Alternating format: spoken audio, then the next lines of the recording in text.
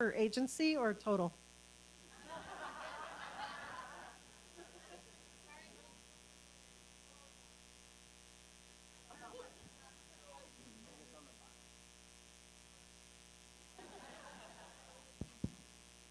Is it working now? Yep. Yeah.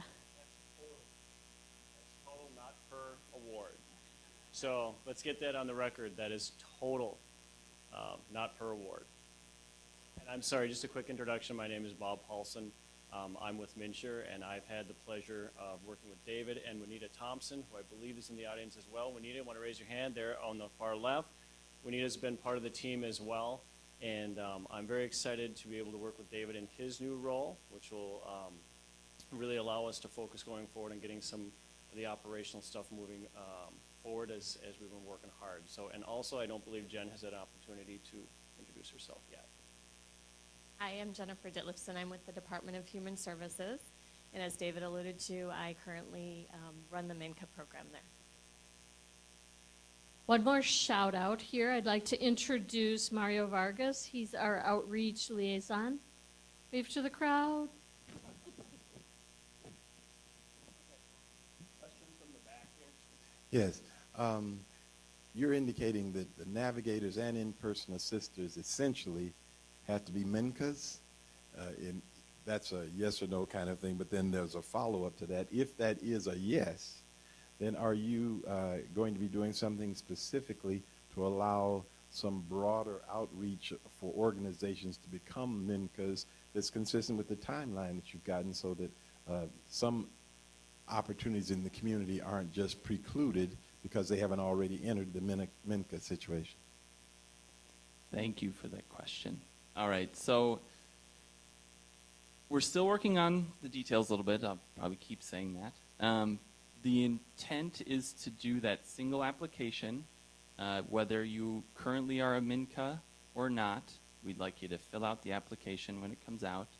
If you're looking to be a partner with MNsure to do consumer assistance. We haven't worked out the process for how that'll work after if you already are a MNCA, but we intend to figure that out beforehand. So it's not, you don't have to be a MNCA or have been associated with that program previously to play a role with MNsure. Does anybody else have anything to add? Hi, my name is Kathy, and I work at St. Stephen's Human Services, and we work primarily with populations of people who would fall under the Medicaid and MA parts. And we've been talking about this a lot, and that would be our primary population that we would be enrolling, even though I understand your desire and to have us doing both. But the reality is we would be enrolling most folks under that. And we did a little back of the envelope kind of figuring, and we you know, to hire a staff person to do this with the $25 an hour or $25 a person reimbursement rate, we would need to be enrolling about 30 people a week to pay a fairly modest salary, and that just isn't, I don't think that's a reasonable thing. And so I'm wondering what support, that $4 million that you talked about, can agencies apply for that to hire staff, or is that for other things, or are there other ways that you plan? Because there's really no incentive for agencies like mine to do this right now. Great question. The way we're setting it up with the infrastructure part of that grant, instead of just being an outreach grant, it's also an infrastructure grant. That, I think we're still working on the kinks, but in order to get the infrastructure part, that's tied to becoming an in-person assister. Again, encouraging folks to do both regardless of what communities they may serve or what enrollments they think they'll have coming in. But the intent of the grants really are to do some of that, to provide an opportunity for organizations to get funding, to staff up, to provide this assistance. And yeah, unless we have others.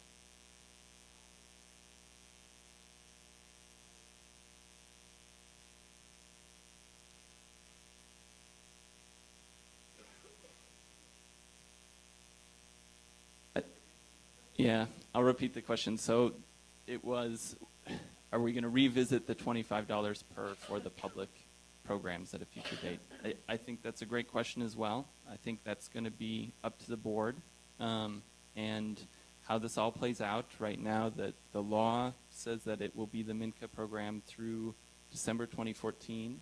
And at that point, I'm sure the board will address it and determine how to move forward.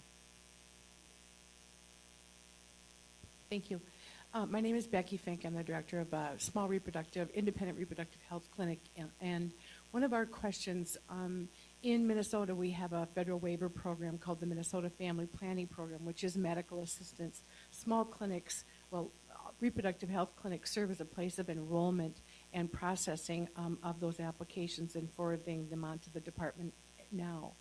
We're not considered a MNCA, even though we take the application and fax it and get all the verifications together. For some reason, those of us who've been providing those enrollment services haven't had the standing as a MNCA. So I guess I'm asking the question on behalf of all the reproductive health clinics that are currently performing that service, if we would have an opportunity to be considered a MNCA and have the standing to do that, or if there's going to be a separate process. It's something I think that would require some very soon, if you wouldn't mind, outreach into these clinics that are already doing the work. Thank you. Could I have would you answer? I forgot to ask. I'm going to actually follow up on the previous question, and then David can address this question. I just want to clarify that the $25 was not an amount that was set by MNsure. That is stated in the MNCA statute, so there was no flexibility with that payment at this time.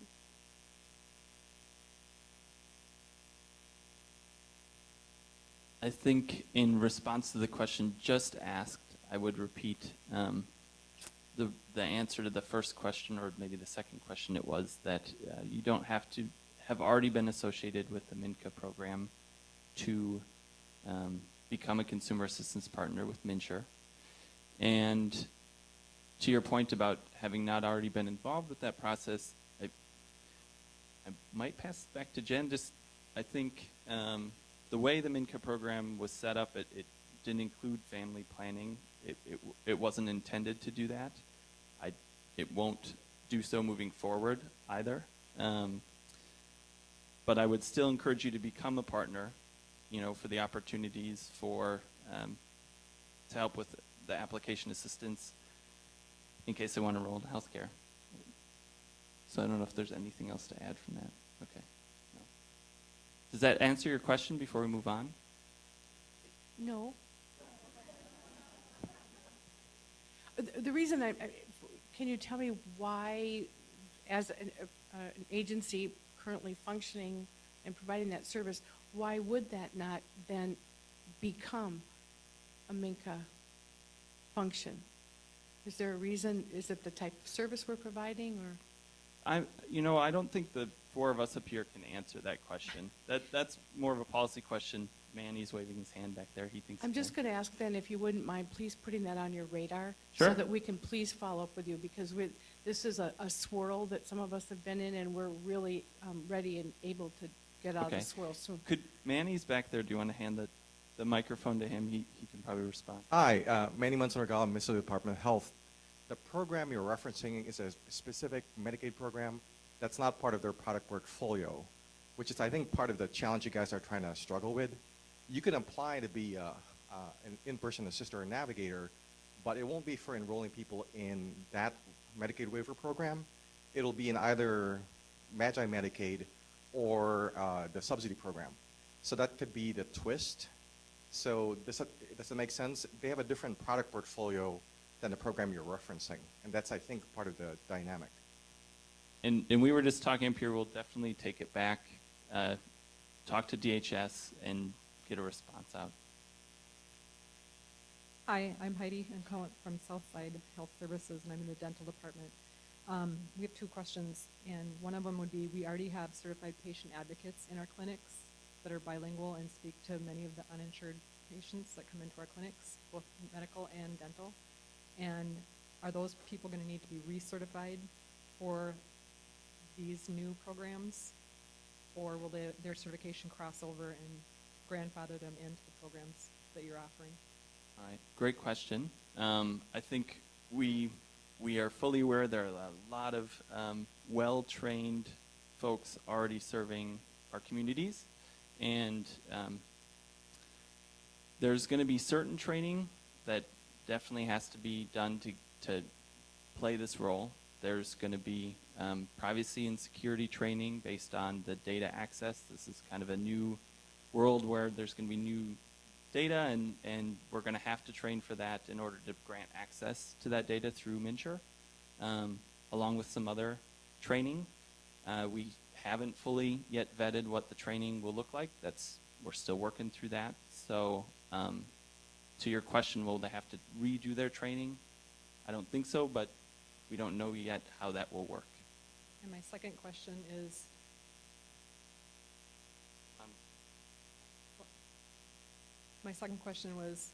will dental ever be a part of anything that you ever take under consideration? I mean, it is part of your body, your head's attached, and we always get left out of everything, and it's kind of a big deal. So the question to whether or not dental will be offered, that's a question we'll take back. I mean, we have a person on the MNsure team who's in charge of plan management and certification. And what I do not want to do is answer that question and not be able to answer it in the full context. So we're going to take that question back, and we'll get an answer out to you in terms of the dental plan offering through MNsure and how that's going to work. So again, the caveat is that's an excellent question, but I don't want to answer it out of context, and I'd rather the expert on our team who's in charge of that, Katie Burns, get back to us and make sure that's a complete answer so you understand all the nuances, how that's going to be handled. Can you clarify what the open enrollment applies to? Is it everything in the exchange or simply parts of it and the reasoning behind that?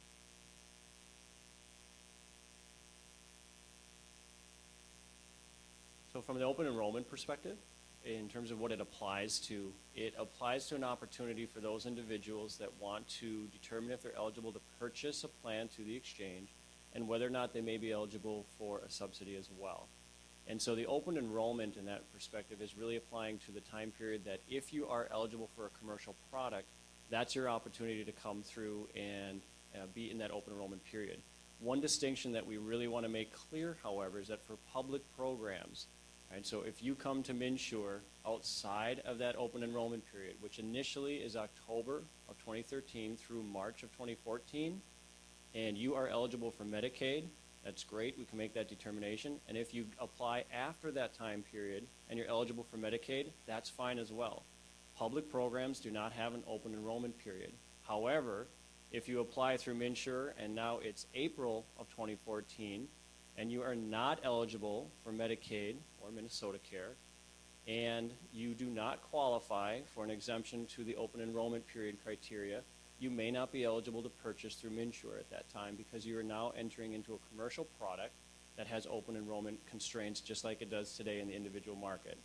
But again, we really want to make clear that distinction that from a public program perspective, there is no open enrollment constraint. You can apply at any time and determine your eligibility for Medicaid. Okay, I guess I'm going back to the actual grant part of this. How many agencies are you looking at that you're giving awards out to? And secondly, is this a one-time shot or is this an ongoing grant? Thanks. Good question. To your second question, is it ongoing? The $4 million is the total budget for the first open enrollment period. And as to how many partners we're looking to work with, yet to be determined. I think that's detailed in the RFP. We're going to set up some, situations we'd like to see, but it's really open to what we get as far as proposals. I have a similar question about the in-person navigator assistance. Do you have any information you can share about the criteria for who you're looking for, or how many of those you're looking for? Let's see. I think that's about. Well, we're still kind of working with what our needs are as far as geographic numbers on who's insured, who's not. what the needs are community-wise, population as well. So in the application, we're counting on asking what communities you're serving and in what capacity at this time. The law speaks to that a bit, that you know, there's a need for the organizations doing this work to already have an established role in the community, if you will. I think the door's open. You know, we want to partner with as many folks as possible, so we're going to try to really simplify it, just get an application with the minimum amount of information that we need, so that we can then begin the partnership process from there. I would just like to add to that from an education and informed perspective. So from a strictly outreach perspective, we want to work with everyone.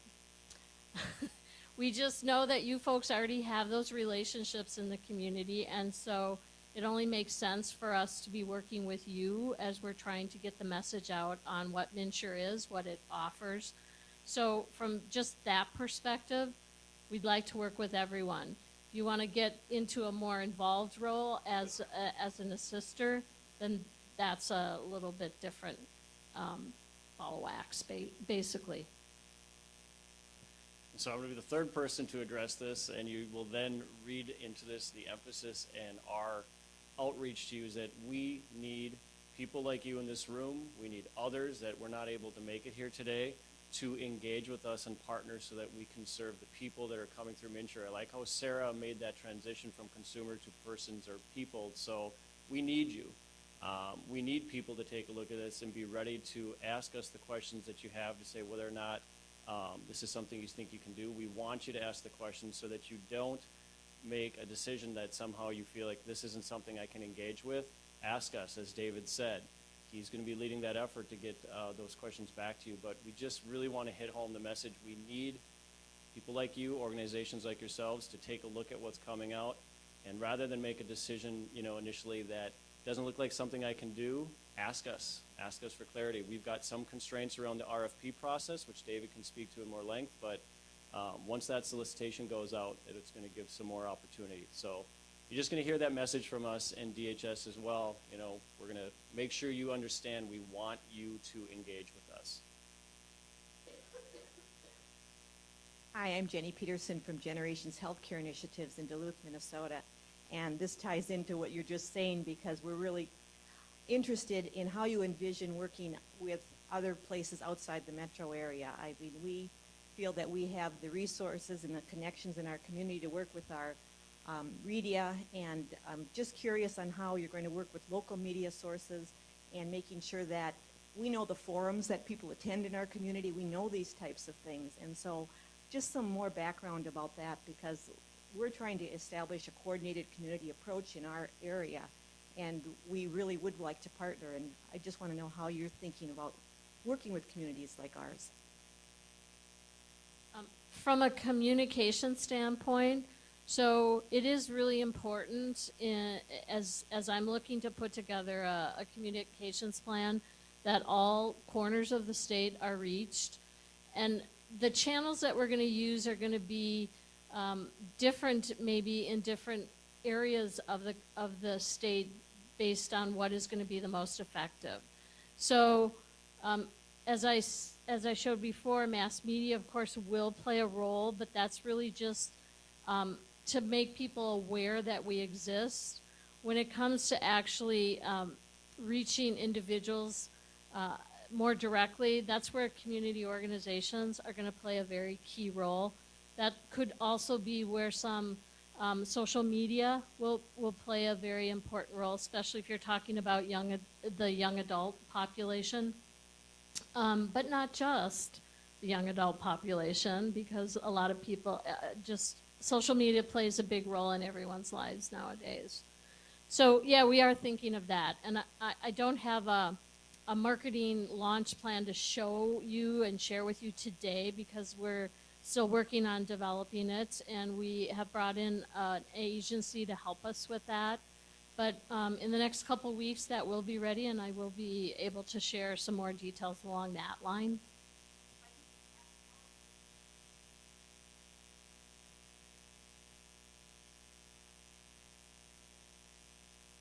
Well, and that's where I point to Mario. He's out there talking with folks in the community, building relationships with organizations like yours. And he is a body of one right now. But we also are working with an organization called Grassroots Solutions, and they're helping us to take a look at what we want to do as far as outreach and as far as grassroots efforts. So at this point, we're still in that development stage, but it is in the plan that it is a very critical part of our campaign. Hi, my name is Jessica. I'm from Planned Parenthood, and I apologize. I have two questions. My first, I'm sure, is a naive question, so I apologize. But is there actually a requirement that the navigators and in-person assisters be in person? And then as opposed to online or telephone. My second question then is around timeline. And you mentioned that the $4 million grant funding is for the first enrollment period. Is the funding for the navigators and in-person assisters also for the first enrollment period only? Is this going to be a program for 1 year, 2 years, 5 years? Is there a sense of how long this will last? All right. First question was, I'm blanking. In person. Okay. You do not have to be in person. The assistance is any way that you provide it. I think to all the points about everybody and opening up the doors, wanting to work with whomever is willing to work with us, I think we will and should be very open to how the assistance is performed. So that's the first one. Second one, I think we touched on that a little bit earlier. So, the MNCA program in the statute is going to have that role for the navigator through December 2014.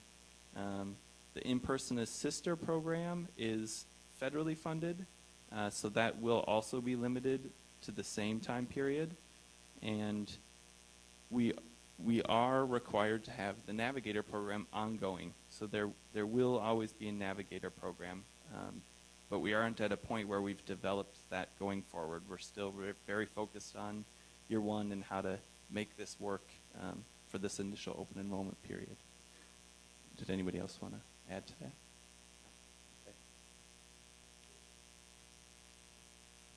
Okay. Hi, I have a question. My name is Yili Yu.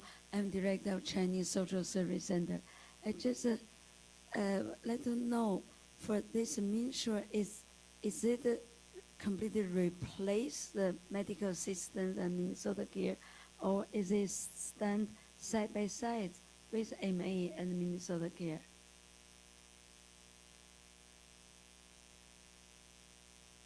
Okay, so it's a good question and a good opportunity for another distinction here, is that when we say MNsure, that can mean many different things to different people. So in the context of that question, MNsure is not replacing the Medicaid program, or as sometimes referred to as medical assistance in Minnesota.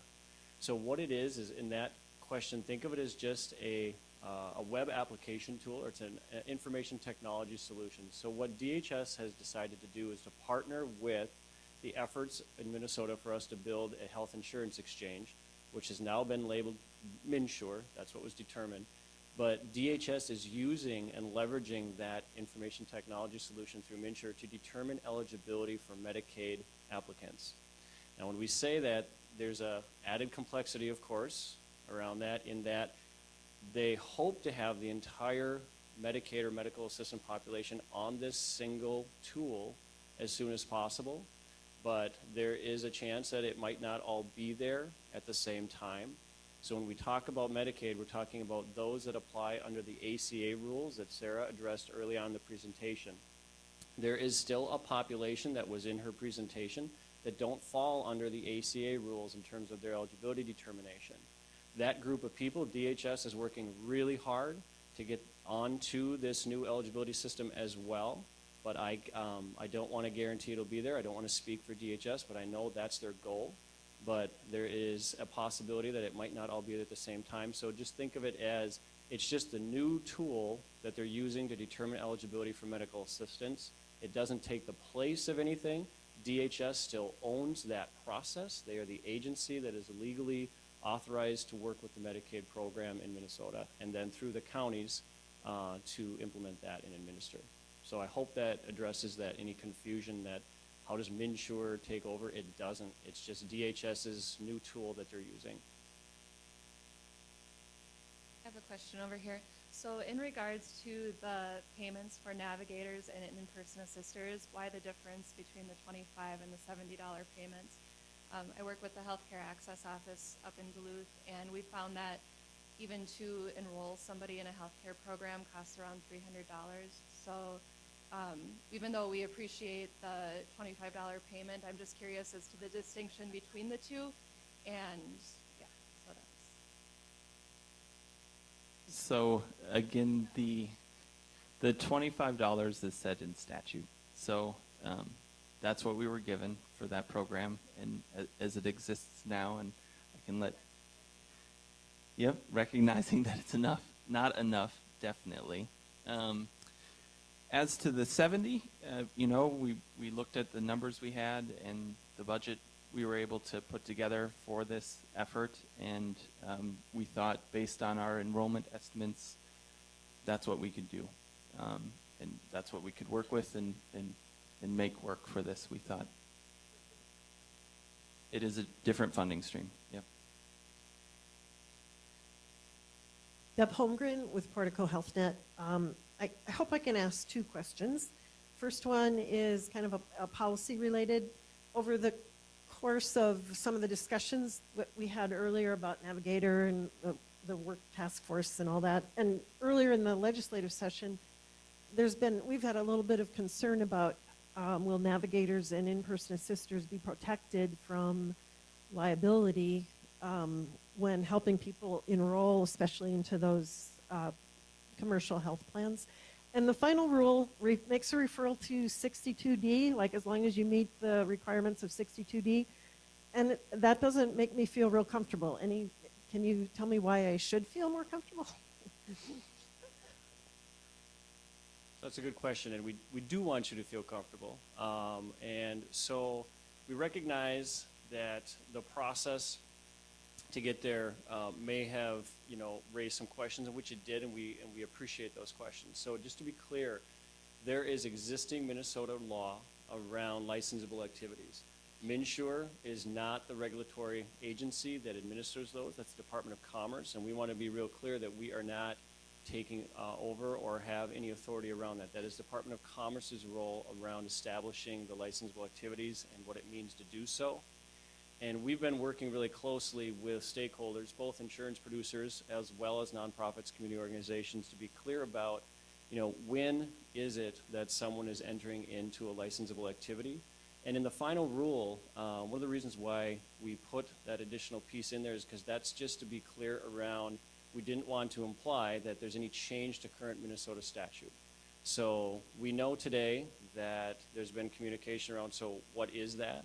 We want to work with you to address any concerns that you have in terms of if there has been any ambiguity caused by that. We're going to work through that. And in fact, that's something that we're going to continue to discuss both internally with us and other stakeholder groups to say when there are questions and it causes any concern, we want to talk to you about that and clarify.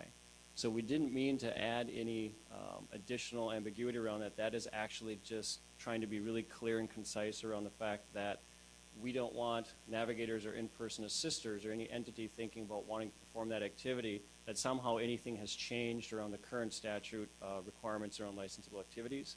And so that was the attempt to be clear on that. And we are going to talk further, though, because we recognize that there are questions. So I want to say this is not the end of this discussion on that point. We're going to continue to dialogue with the stakeholder community so that we are all on the same page on what that means and what the expectations are from MNsure in terms of our program requirements, and from a Department of Commerce perspective around their regulatory role and authority around that particular requirement for the licensable activity. So I hope I addressed that question, but I want to let you know if that didn't fully address it, there might be some other areas you want to do that. We're going to continue to dialogue on that. That's good. And my second question is more interesting, I think. Okay. And maybe addressed more to Mary. Could you say a little more about the role of the customer assistant lines, the telephone line, and how we'll be interacting? I mean, how the navigators, in-person assisters might be working with them or separately, or how do you see that? Yeah, I'll start, and we'll probably all chime in on that one. I think it's still under development. I haven't personally had a lot of insight into the contact center stuff. As far as how I envision the interaction being, I think there should be some referrals happening. There must be lots of referrals happening, and when there's in-depth need for further assistance that people come at the contact center with, I think the idea would be to link them to someone in the community that can give them that assistance. Also kind of back office support as well. I think there will be a way for us to support the consumer assistance partners with their questions if, through the contact center, but still working through that a bit. Yeah, I would just add that we recognize that there's going to be a lot of coordination. So the call center is still under development, and our colleagues that are working on putting that program together are working very closely with resources that currently exist at the state, so working with the Department of Human Services and others. But they do acknowledge that there has to be some kind of coordination with again, going back to my comment about people wanting, we want to give people help when they need it and where they need it. And so there's got to be coordination around that effort. I don't know if you have anything more to add about where the call center folks are at, but again, I hate to speak too much for them because I don't have their plan in front of me. I can just tell you that we've been moving forward aggressively on that. We actually do have some good traction on the call center development and how we think that's going to play out. So it's not finalized, but do want to let you know we're really close to getting a final picture on that and what that may mean in terms of resource and availability to both the people coming through MNsure and those that are entering into that consumer assistance role with them as well. As David mentioned, we don't see that call center as purely just dealing directly with the consumer, but there may be some questions, and we're thinking some technical assistance support for in-person assisters and navigators, insurance producers as well. Hi, my name is Fortuna Wali, Director of Somali Immigrant Organization. My question to you is, when we talk about community-based organizations, that word is kind of too broad for me. So is there a way, or are you thinking about defining what that means? Because I don't consider our organization, for example, is a minority-led organization. We're defined very clearly. So when the RFP comes out and it says community-based organizations, it's just too broad, and I was wondering if that is something that you're thinking about, defining what community-based organizations means.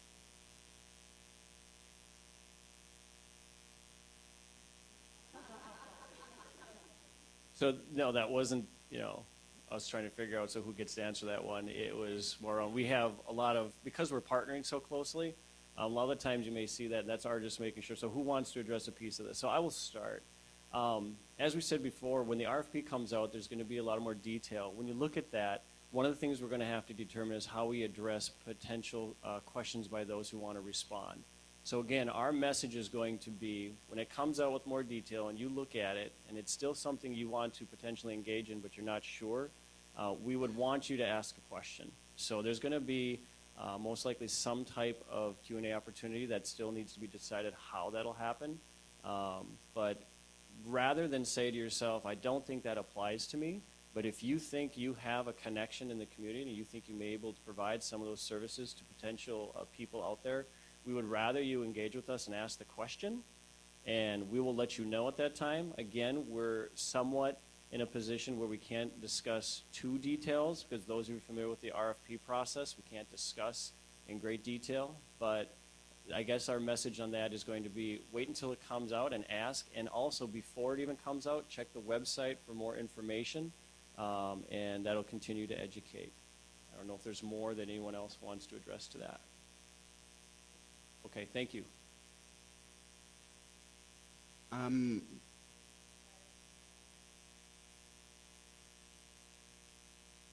One thing, just to say, you can go ahead and ask a question. We're going to go a little bit further into questions because I know there's a lot left out there. They've graciously agreed to stay up here a little bit longer and just skip a break. You guys don't want a break, right? You want your questions answered. Okay, good. So we'll go from this, and then I'll transition us to the panel. But just to say, we've got another, a few more minutes of questions.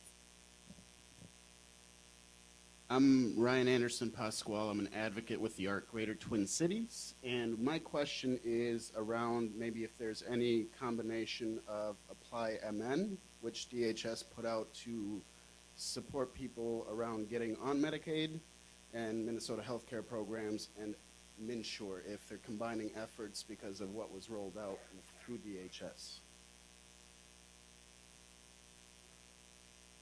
Does that make sense? Yeah, so I can address that, and I may not get to the total point, but part of the MNsure rollout is going to be the use of an electronic online application process. So individuals who want to come to MNsure and see if they're eligible to purchase through MNsure, there will be an online application process. In terms of Apply MN, I can't speak for DHS in terms of how they see that application continuing as well. But I do want to just make sure that you're aware that in terms of an individual who wants to self-serve or even start the process online, they're going to be able to do that through our website. But is that addressing your specific question about Apply MN? Maybe my question is more so, is there an effort in combining what DHS has already created with what you guys are doing so that it all combines itself and is useful, and us as taxpayers are getting the best out of what we're putting out there? Absolutely. So the lessons learned from DHS around developing the Apply MN, which was a fillable PDF that then gets transferred out. I think what you're going to find is with MNsure, those lessons are incorporated into what we're working with our vendor, and it's going to be much more robust. It's going to be a very dynamically built online application process that will go directly into the applications database, so that from let's say a county worker's perspective, determining eligibility for Medicaid, they'll have that information if needed. So yes, I would say you're going to see actually a development forward in terms of from what Apply MN can do today to what you'll see from a Medicaid perspective through the MNsure application that DHS is working with us on. Mm-hmm. Totally. I just maybe I'm thinking on my own here. Yeah, no, and fair enough. That's recognized. And just to be clear, for for initial rollout, it's addressing for healthcare programs only, but that without DHS getting into the whole modernization effort that they're going through, that's a separate discussion. So we'd like to keep it to the healthcare side for today. Maureen O'Connell, and I have a question for a current MNCA who is also receiving a grant from the Blue Cross Blue Shield Foundation.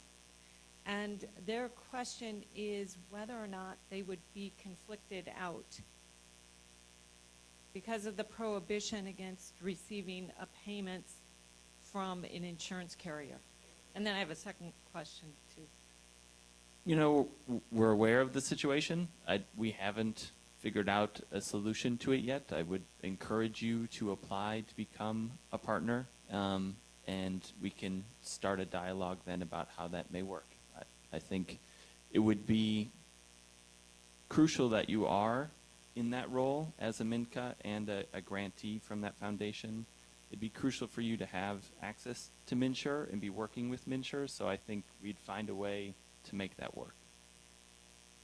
My second question is a policy question, too, in that the federal regulations, there were proposed regulations in April, and the comment period is ending today.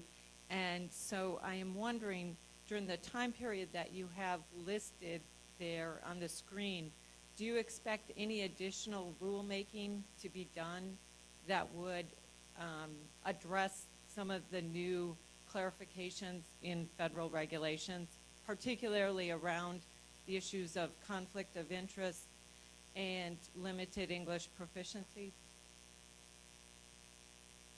So yeah, we have the situation where we had to move forward per Minnesota law with getting our proposed rules out there before the federal's regs were published for public comment. And we were waiting and waiting, as were many of you. And unfortunately, we got to the position we just couldn't wait any longer, and we needed to move. So we went ahead per our state law and did that. I think from our position, where we're going to be is that, first of all, in reviewing those proposed regs, I think a lot of what we saw already fits nicely within the parameters of what we had proposed and are moving forward under. To the extent the final regs, when those are published, we're going to evaluate that, and at that time, we're going to have a better idea of what next steps we're going to need to do. But at this time, until we see the final regs, it's really just unclear. But I think we're feeling pretty confident and pretty comfortable with the scope of what those proposed regs were covering and what we had already designed in terms of ours. And to keep in mind as well that we weren't doing this in a vacuum. We were needing to coordinate through the feds in terms of showing them some of the work that we were doing, and they were seeing that through some of our review processes. Okay, I think we got time for 2 more questions. So we have one in the back.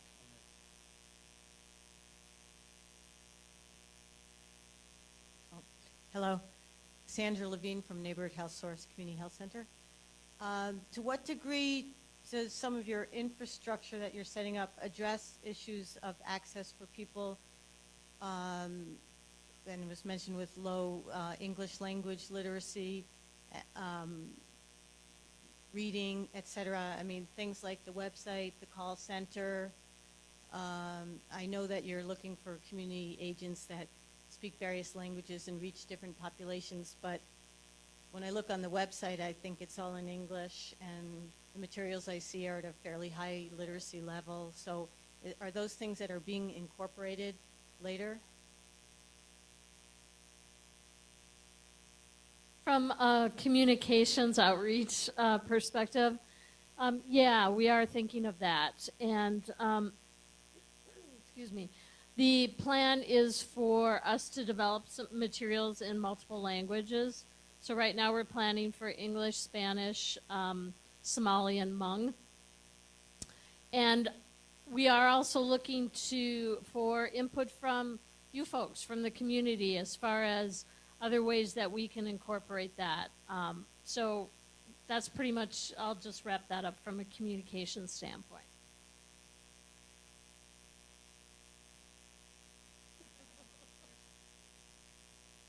So did that address your question fully? Yep, good. All right.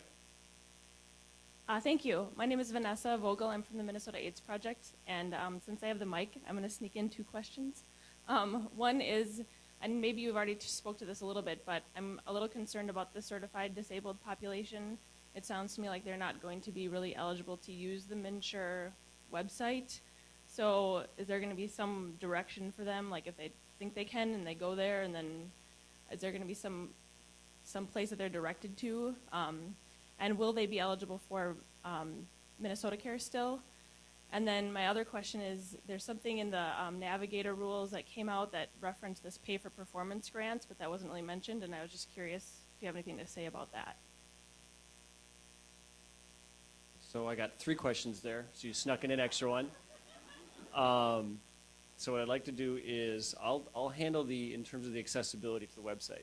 Yes, there are some requirements that the feds have established and that we are incorporating with our vendors in terms of accessibility to the website. So I'm not an expert in terms of that from an IT perspective, but I know that they are looking at that in terms of accessibility. Want to also address the opportunity. We also recognize from a readability perspective, there are some rules from a Medicaid perspective that in terms of reading level that are being addressed as well. So that is being considered when we take a look at the website. I can't get into the specifics around how that works in terms of accessibility for specific situations, but that is something that's being considered. I just don't know enough to be able to give a full answer to that.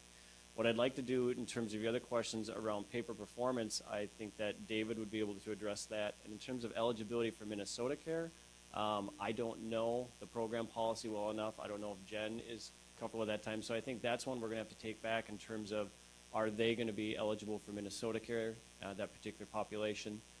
But in terms of the pay for performance, I think David may be able to speak to that a little bit, or, yeah. Is the pay for performance when you're referencing, is that the federal grant that was announced? Or is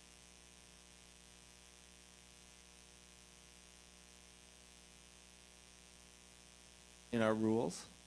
Yeah. I think we left that option open. It's in the rules. There's the pay for, the PT contracts, the enrollment, application enrollment assistance. Yeah. Yeah. So yes, it's in there. And we knew that. It's, so there's been a compressed timeline, but we're fully aware of that. I think what we wanted to do is, again, in terms of getting enough information out to anyone who's potentially interested, and to let you know this is something we're looking at. As you'll notice, there's no date attached to that either. So what we're doing here is we're leaving that option open for us. And one thing that we're operating under is our board is just coming on. And so from an overall budget perspective within MNsure as well, we recognize that we, prior to the board structure, had aspirational goals and things that we wanted to drive towards. But one of the things we need to recognize as well is the board's responsibility is to come in and take a look at the overall picture and help us determine what is available for which pieces. So the paper performance is out there. However, that doesn't mean that it's something that is necessarily going to be there in the first year, or that it won't be there in the first year. So we wanted, though, to get it into rules so that we had the authority to implement if that's something we're going to be able to do. So I think on that one, continue to be engaged, continue to watch our website, and as we move forward on this as well, we'll have a better idea around the paper performance. But that's something we have been discussing quite a bit, that we're very interested in offering opportunities for people to be innovative in terms of, this is how I think I can do a really good job around X. And is there any additional funding to help me get there? Does that answer it? Good. Thank you so much, David, Mary, Bob, and Jennifer, for and the other folks who are here. In particular, I just want to thank you. I don't know if it was your dream or your nightmare to be invited at this stage when you have, as you said, so many unanswered questions to come speak to this large group. But I think clearly these are folks who want to be engaged, and we're just really appreciative of the opportunity to talk sooner than later.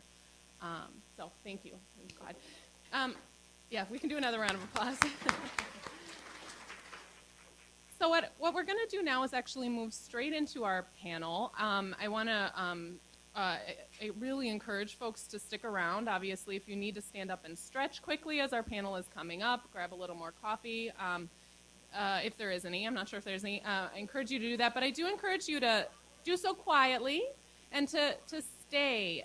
And this is why I think, if I could just have everyone's attention for just one more minute. If people could be quiet again for one more minute, including my friends up here. I just want folks to know that we could stay here all day grilling MNsure staff, and I'm sure some of us would like to, for answers to questions. But I think a lot of the answers can be had from each other as well, which is what we've designed our panel today for, to try and have a window. None of us know what the RFP is going to look like, the solicitation, but to try and open up a window into how some organizations in the state are thinking about their community and their role. So with that, I'm going to turn it over to John and the panel in a couple minutes when folks settle back down. Thanks. And thank you, Sarah.